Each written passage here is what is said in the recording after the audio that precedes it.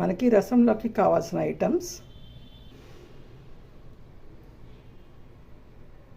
రసం చేయడానికి కావాల్సినవండి 2 glasses water తీసుకున్నాను. ఇందాక పెట్టుకున్న టమాటాలు, పచ్చిమిరపకాయలు, చింతపండు, ఉప్పు, ఇంగువ వేసి మనం ఇలా కలుపుకోవాలండి.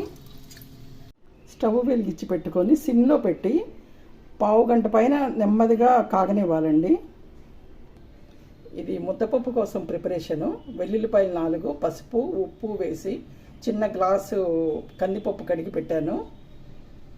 మిక్సీలో ధనియాలు, జీలకర్ర, కొబ్బరి, అల్లం, వెల్లుల్లిపాయ, మిరియాలు వేసి మిక్సీ తిప్పాలి. రసం పౌడర్ ప్రిపేర్ అయిందండి. మనం రసం పౌడర్ బయట కొనే కంటే కూడా మనం ఇంట్లో ప్రిపేర్ చేయటం వలన మనం ఏం వేసుకున్నామో మనకు తెలుస్తుంది. మన హెల్త్కి చాలా మంచిది అవుతుందండి. దీంట్లో కొత్తిమీర కూడా వేసుకొని రసం మరగనివ్వాలండి.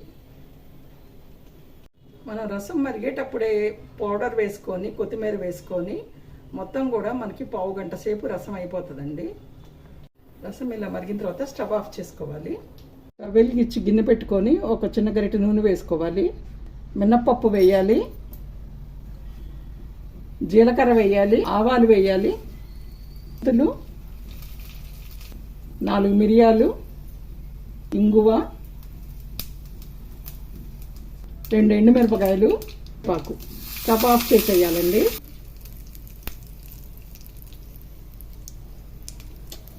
తాలింపులు వెల్లుల్లిపాయ కూడా వేసుకొని తాలింపు పెట్టుకొని రసంలో వేసుకోవాలండి. రసం తయారైపోయింది. మన ఫుడ్ ప్రిపేర్ అయిందండి. రసం, పప్పు, మామిడికాయ పచ్చడి, అన్నము, నెయ్యి. చాలా ఈజీగా ఈరోజు మనం ఫుడ్ ప్రిపేర్ చేసుకున్నాము.